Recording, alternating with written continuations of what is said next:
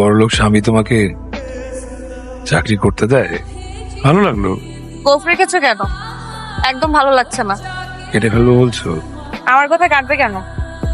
কাটতে হতে পারি। তুই অধিকার অনেক আগে হারিয়ে ফেলেছিস।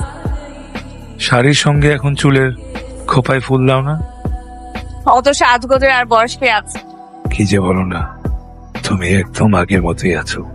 আর তুমি মোটা হয়ে গেছে। কে বউ ভালোবেসে অনেক রান্না করে খাওয়ায়। রান্না কিন্তু আমি নিজেই করতে পারি এখন। সত্যি? হ্যাঁ, সময় আসলে সবচেয়ে বড় শিক্ষক। সময় আমাদের সবকিছু শিখিয়ে দেয়। এক সময় যে মানুষকে ছাড়া একটা দিন বাঁচতে পারতাম না, সেই মানুষকে ছাড়া দিন, মাস, 7 বছর কেটে গেল।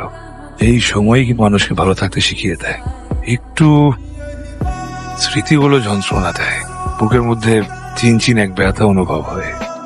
তখন মনে হয় ওকে একবার স্পর্শ করতে পারলে জীবন আর কিছু চাইতাম না। ভালোবাসা আর প্রিয়জন এগুলো শুধু উপন্যাস আর গল্পই মানায়, বাস্তবে সবার স্বার্থপর। চোখের আড়াল হওয়া মানে মনের আড়াল হওয়া। এগুলো শুধু মাম্মাম দেখো, পাপা আমাকে কত বড় চকলেট কিনে দিয়েছে। বাবা তুমি আবার কেন চকলেট কিনেছ? পাপাই তো কিনে দিল। আচ্ছা পাপাকে অনেক করে বকে দিব। হ্যাঁ তোমার মেয়ে ভারী মিষ্টি। তোমরা এখনো এখানে? নগরী চলো, 5 মিনিটের মধ্যে ট্রেন ছেড়ে দিই। আস খাবে, চকলেট খাবে, কার্টুন দেখবে, পাগল বানায় চলো। একদিনে এই অবস্থা? তুমি তো সবসময় কাজে ব্যস্ত থাকো। ভাবো তো আমি আর মেয়েটাকে কিভাবে সামলাই। পাপা মাম্মা দুজনেই খারাপ, আমি মাম্মির সাথেই বসবো। এত মিষ্টি একটা মেয়েকে তোরা এইভাবে বকিস কেন? পালতে যদি এতই কষ্ট হয় আমাকে দিয়ে দিস, আমি পেলে বড় করে দিব। ঠিক আছে আপু, তুই নিয়ে নে, তাহলে আমরা কয়দিন টোনাটুনি ফ্রি থাকতে পারি। নবনীকে খুব মানাবে। দেখ খুব সুন্দর, তোকে খুব মানাবে। পছন্দ হয়েছে মা? ভালোই, কিন্তু মা দেখো ওই আকাশি কালারের শাড়িটা খুব সুন্দর না? হ্যাঁ, ওইটা অনেক ভালো। বিয়েতে পরবা লাল রঙের শাড়ি, সাথে সোনার গহনা, তাহলে দেখবো তোমাকে নতুন বউ বউ মনে হবে। আর ঠিক আছে, এই লালটা ভালো না লাগলে অন্য একটা লাল দেখি। অন্য তোমরা একটু দেখো, আমি আসছি। আচ্ছা আচ্ছা আচ্ছা। কি ব্যাপার ম্যাডাম, শপিং কি কমপ্লিট হলো? না, এখনো শাড়ি কেনা হয়নি। কি বলো, এতক্ষণ টাইম লাগে? শুনেন না, আমি না একটা নীল কালারের শাড়ি খুব পছন্দ করেছি, কিন্তু মা বলছিল যে বিয়েতে লাল রঙের শাড়ি পরতে। তো মায়ের যেটা পছন্দ সেইটাই নাও না। জীবনে একটা বারই তো পরবা, তারপর বাকি জীবন নিজের পছন্দ মতো ড্রেস পরলা। তো বিয়েটাও তো আমি জীবনে একবারই করব। তোমাদের আধুনিক মেয়েদের এই একটা সমস্যা, মানিয়ে নিতে পারো না। মা বয়স্ক মানুষ, মা যেটা পছন্দ করছে সেটাই নাও না। আর শুনো, আমার টাকায় শপিং হচ্ছে, সো আমার মা যেটা বলবে সেটাই হবে। আন্ডারস্ট্যান্ড? এটা কি কামরুন নাহার নবনীতের বাসা? হ্যাঁ, আমি নবনীর মা। ওনার নামে একটা পার্সেল আসছে। আসছে, একটু এদিকে আয় তো মা। আপনি এখানে? কংগ্রেচুলেশনস ম্যাডাম, আপনি জিতে গিয়েছেন আমাদের দেশি তাঁত হাউসের শাড়ি বনাম নারী প্রতিযোগিতার প্রথম পুরস্কার, 23টি শাড়ি। কয়টা শাড়ি? এই প্রতিযোগিতা কবে গেলি? অনলাইন। ও আচ্ছা আচ্ছা। অনলাইনে করেছিলাম। ম্যাডাম, আপনার মোবাইলে একটা পিন কোড এসছে, সেই পিন কোডটি একদম সঠিকভাবে বলে এই পুরস্কারটি গ্রহণ করবেন প্লিজ। দেখ না। আপনার পিনটি হচ্ছে 1432। Thank you. দিন দিন। এত মনোযোগ দিয়ে মেনু কার্ড দেখে কি লাভ? করবা সেই ফ্রেঞ্চ ফ্রাই আর থাই স্যুপ। আচ্ছা আমার বার্থডেতে তুমি এতগুলো শাড়ি কেন দিলা? দেখো, আমি দোকানে গিয়ে যেই শাড়িটাই হাতে নেই মনে হয় এটা তোমাকে মানাবে, প্রত্যেকটা রঙে তোমাকে সুন্দর লাগতো, তাই কনফিউজড হয়ে আমি সবগুলো নিয়ে নিস। বাইক বিক্রি করে দিছো? এমনিও বিক্রি করতে হইতো, পুরানো হয়ে গেছে বাইকটা। তোমার ফ্রেঞ্চ ফ্রাই আর থাই স্যুপ চলে আসছে। থ্যাঙ্কস। তোমার মতো একদম অদ্ভুত কম্বিনেশন আমি কাউকে কোনোদিন খাইতে দেখি নাই। ফ্রেঞ্চ ফ্রাইয়ের সাথে থাই স্যুপ কিভাবে সম্ভব? অনেক মজা, আজকে তুমি ট্রাই করবা। না না না, থাক থাক, আমার তোমাকে খেতে দেখতেই ভালো লাগে। আমার আর কি ভালো লাগে? তোমার এই ভরা দুটা চোখ, আসছে তোমার যে টোলটা পরে ওইটা, বাতাসে যখন তোমার মুখের উপর চলে আসে ওই সময়টা, ডিম ভাজ থেকে তোমার হাতটা পড়ে ফেলছিল না, সে ক্ষত জায়গাটা। কি করব, এটা খুব উইয়ার্ড লাগে। আমি তোমার পছন্দ রেফার করছি, তোমার প্রত্যেকটা ক্ষত জায়গা ছুঁয়ে বলতে ইচ্ছা করে তুমি আমার। তুমি একটা পাগল। এত ভালোবাসো? অনেক। আমি যদি কখনো তোমাকে ছেড়ে চলে যাই তখন কি করবে? আমি তোমাকে এত ভালোবাসবো, পৃথিবীর শেষ প্রান্তে চলে গেল সেই ভালোবাসার টানে নেমে চলে আসে। কি ব্যাপার, কই হারায় গেলা? না কিছু না, কি খাবে বলো? ফ্রেঞ্চ ফ্রাইস আর ফাস্ট ফুড। সিরিয়াসলি ভালো মন্দ কিছু খাও নাই নাকি? আসলে ক্ষুধা নেই।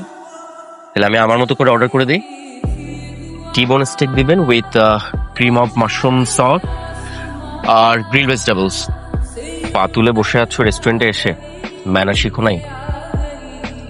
আসলে আমি এভাবে কমফোর্ট ফিল করি তো এই জন্য আর কি।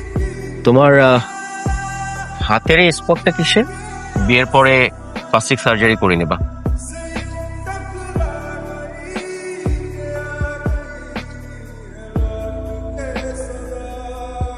তুই তো দেরি করলি কেন? তিথি সে কখন থেকে এসে বসে আছে, আর তোর ফোন বন্ধ কেন? ফোনটা বন্ধ পেয়ে তো নাহিদ বাসায় 2বার ফোন দিছে। আমি আরো বললাম যে তোর শরীর খারাপ, তুই ঘুমাচ্ছিস। তো মিথ্যা কেন বলতে গেলাম? বলতে আমি বাইরে গেছি। মারে, ছেলেরা বিয়ের আগে মেয়েদের তো ঘোরাঘুরি পছন্দ করে না তো। সে এমনি তো আমার কোনো কিছুই পছন্দ করে না মা। তোর কি হয়েছে বলতো? তুই কি নাহিদের সাথে ঝগড়া করছিস? যে মানুষটার প্রতি আমার বিন্দু মাত্র কোনো অনুভূতি কাজ করে না, তার সাথে আমি ঝগড়া করবো কিভাবে মা? তুই এমন ভাবে কথা বলতেছিস, মনে হচ্ছে তোকে আমরা বিয়ে না, হাত পা বেঁধে নদীতে ফেলে দিচ্ছি। নাহিদ অনেক ভালো ছেলে। বিয়েটা হচ্ছে আমার রূপের সাথে তার ব্যাংক ব্যালেন্সের। সে সুন্দরী বউ পেয়ে খুশি থাকবে, বিনিময়ে তোমরা একটা টাকা পয়সাওয়ালা জামাই পেয়ে খুশি থাকবে। তোমাদের না কারোরই আমার খুশি নিয়ে কোনো চিন্তা করতে হবে না। আমি না খুব এক্সাইটেড। হলুদের প্রোগ্রামের নাচটা কেমন হবে বলো তো? আমি কি পারবো স্টেপগুলো তুলতে? কেন পারবি না? আর তুই তো এমনি তো খুব ভালো নাচিস, এত টেনশন নিস না, আমি আছি, কোনো প্যারা নাই। আর ইজি স্টেপ দিব। সরি, অনেকক্ষণ অপেক্ষা করলাম তোদেরকে। আমি আর আপু কত মজার মজার গল্প করলাম। তোমার হলুদের প্রোগ্রামে কোন কালারের শাড়ি পরবো, কোন পার্লার থেকে সাজবো, সমস্ত প্ল্যানিং করলাম। নাকি কালকে দাদা বাড়ি চলে যাচ্ছি। সিয়াম ফোন করছিল না তো? কেন? অনলাইনে আছে কিনা? সিয়াম ভাইয়ের তো আইডি ডিএক্টিভেট করা প্রায় 15 দিন হয়ে গেছে। আর ওর সাথে কথা না বলাই ভালো। 20 তারিখ তোর বিয়ে, মাঝে আর 1 সপ্তাহ বাকি আছে। তোরা নাকি বিয়ের পরে কানাডায় শিফট করবি? হ্যাঁ। তুই কি চাস? আমার আর চাওয়া, জানিস তিথি, এই মিথ্যা হাসি আর মিথ্যা রিলেশনশিপের চক্করে না আমি ক্লান্ত। নাহিদ সাহেব লোকটা কিন্তু খারাপ না, ভালোই, কিন্তু কোনোভাবেই না ওনাকে আমার পছন্দ হচ্ছে না। ভালোবাসা তো অনেক দূরের কথা, মনের মধ্যে আরেকজনকে রেখে আরেকজনকে ভালোবেসে অন্য একজনকে কিভাবে ভালোবাসবো? বিয়ের সম্পর্ক তৈরি হতে পারে, কিন্তু ওর মধ্যে না কোনো আবেগ, ভালোবাসা, প্রেম, মায়া কিচ্ছু থাকবে না। লোকটা পাগলের মতো তোর প্রত্যেকটা বান্ধবীর বাসায় ঘুরে বেড়াইছে, তোকে শুধু এক পলক দেখার জন্য প্রতিটা রাত এখানে দাঁড়ায় ছিল, তোর বাসার সামনে দাঁড়ায় ছিল। তখন এগুলো মনে ছিল না? কই ছিল এই আবেগ? তুই তো জানিস, সবার সামনে সিয়াম বাবার কলার চেপে ধরলো। ওই মুহূর্তে আর কি বা করার আছে আমার বল? ওকে যদি আমি এখন আমার লাইফে রাখতাম তাহলে তো আমার ফ্যামিলিকে ছেড়ে দিতে হতো। তোর বাবাও কিন্তু সিয়াম ভাইয়ের মাকে অনেক অপমান করছে। আচ্ছা, মা অনেক টেনশন করছে রে, অনেকক্ষণ হয়ে গেছে, আমি আজকে আসি। হ্যাঁ, আর নিজের খেয়াল রাখিস, এত চিন্তা করিস না। কোনো যোগাযোগই নেই ওদের সাথে।